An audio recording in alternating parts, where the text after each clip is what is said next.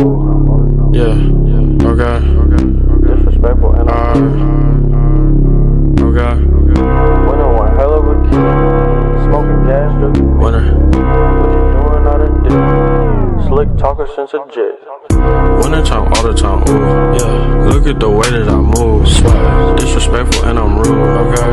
I had cocaine in the school, winter one hell of a kid. I am smoking gas, drinking mid. I'm lit, what you doing out in dick? I swear, slick talker since a jet. Finesse, I know that this what they want, facts. Run up some money, I'm gone, I'm out. Yo, it's your boy Kasama, the one and only, and today we'll be doing What If Luffy was Shanks' son, part 4. Now, if any of you have a problem with me making Buggy not a troll and actually a good pirate and a character, I have something to say. I don't really care. Oda needs to make Buggy himself powerful now because he put him as a Yonko, and it has to be a reason behind that. He can't just make Buggy a troll character anymore. But anyways, without further ado, let's get this started. We see Luffy training with Zoro, them actually sparring. Luffy training Zoro on his haki and Conqueror's haki. You see, Luffy's haki is so great that he can put Conqueror's haki into his attacks now. So he is training Zoro on that. He also has future sight now, and his haki itself is greater than current Luffy's haki and possibly greater. Zoro would try to slash Luffy, however, Luffy doesn't even have to touch him as he puts his hand out emitting haki as it stops Zoro's attack and sends Zoro back. Luffy would then say, okay, that's enough for today, and Zoro will put his blades up and say, damn, you're powerful. And he would say, good thing that he decided to join Luffy's crew. Luffy would just smile, and he would then stop when he saw this huge whale as it would swallow them whole. After this, they would meet the doctor guy. I'm pretty sure his name was Crocus, and Luffy says, yo. Crocus would ask, who is he? And Luffy would then say, you're Crocus, aren't you? Crocus would ask, who's asking? And Luffy would then say that the son of Shanks is asking. Crocus would then be shocked, and then after that, him and Crocus would talk a bit, and after a while of them talking, Luffy notices some people, and they would actually try to attack Luffy. However, Zoro takes them both down with no difficulty and asks them who do they work for, and they wouldn't tell. This would be Vivi and the other Baroque with urgent guy, of course. They saw Luffy, and this time around actually recognizing Luffy and how powerful he was. Vivi would beg for Luffy to help her in her country. She would explain and tell Luffy that she's undercover right now as she begs for Luffy's help. Luffy would sigh and say fine, and Sanji would ask if he's serious, and Luffy would say yes, and he would knock out the other Baroque work agent. And then he's getting ready to leave Laboon when Luffy would notice constant shaking, and he would ask Crocus, what is that? Crocus would explain Laboon's backstory to them, and this makes the Straw Hats kind of sad, and eventually they would leave. They would leave Laboon's body, but when they do, Luffy jumps off the boat onto the reverse mountain and then punches Laboon, and Laboon would try to attack. However, Luffy would dodge and kick him. He would tell Laboon that it was a draw after a while of this going on, and he'll come back and fight him again. Until that day, he has to relax. He then paints the Straw Hat Jolly Roger on him and then leaves. And as for the guy, the other Baroque work agent, they actually drop him off at a random island. There will actually be no whiskey peak in this. However, they would still stop at Little Garden, and the Straw Hats would still meet the Giants, and everything goes as usual. However, when the other Baroque Works agents come in, Zoro and Usopp will take care of them easily. Zoro one-shotting his opponent, and same with Usopp, and after this, the Straw Hats will leave. However, while they're on the ship, they notice that Nami is sick, and Luffy says that they have to get her to a doctor right away. Nami says no, and they have to worry about getting Vivi home and to Alabasta to stop the war. Luffy looks at her seriously and says, I'm the captain of this crew. I decide where this ship goes, and this isn't up for debates. We're taking you to a doctor, and that's final. They would then proceed to stop at Drum Island, hoping there was a doctor there. And this time, Wappo doesn't attack Luffy, recognize him, being scared of him, and absolutely terrified of him. And it would drive him away, him and his man. Luffy would still climb the mountain for for Nami to get Nami to a doctor, but it would be much easier as he can protect himself with haki and extends his haki to keep Nami warm and safe as well. As they get to the top, they wait for Kureha, and eventually she arrives with Chopper and lets them in, which they would then begin to treat Nami.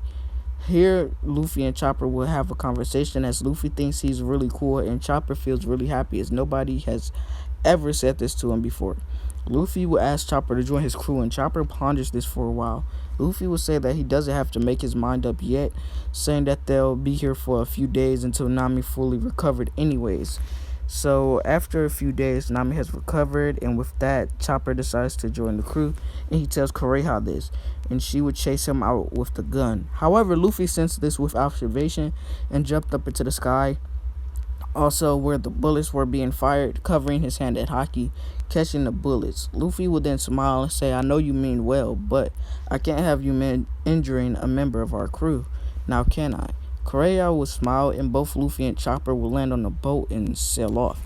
After that, they finally reach Alabasta, and there they still go into that same place as usual. However, outside, Broke agents try to stop them, and each member of the Straw Hats gets a Broke Works agent to battle.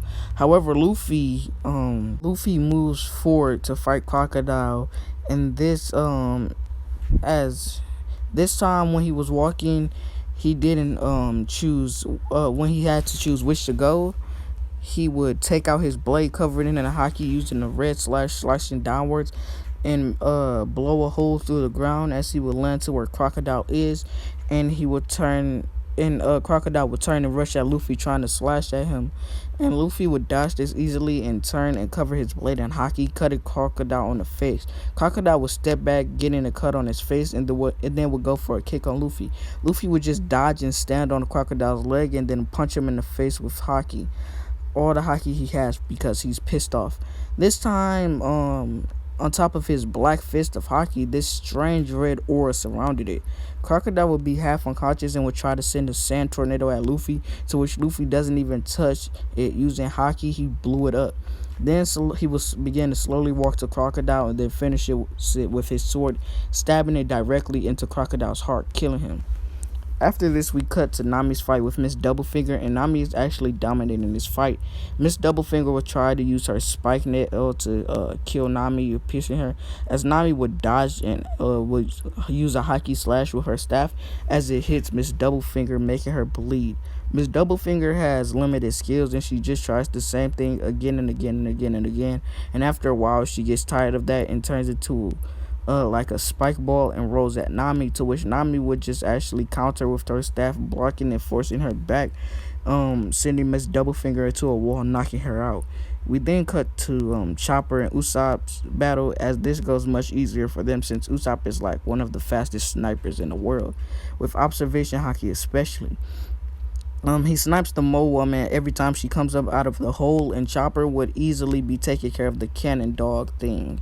He would just punch the cannons, knocking them away, and Usopp would then would shoot bullets in every hole the mole woman made, so when she goes into one of those holes, they explode, and she keeps traveling to different ones, and it's like a minefield, blowing her up out of the hole and her being knocked out. After that, Chopper takes care of the dog, and Usopp and Chopper take a win.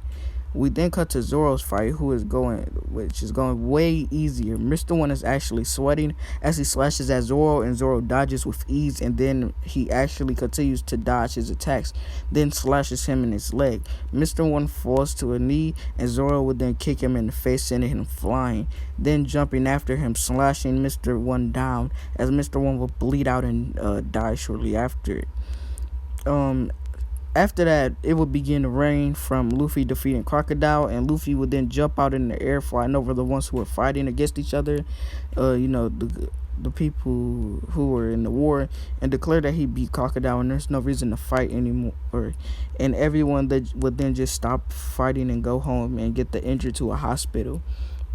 Now, after this, the Straw Hats meet up in like the palace and chill there for a few days before chilling and setting sail again.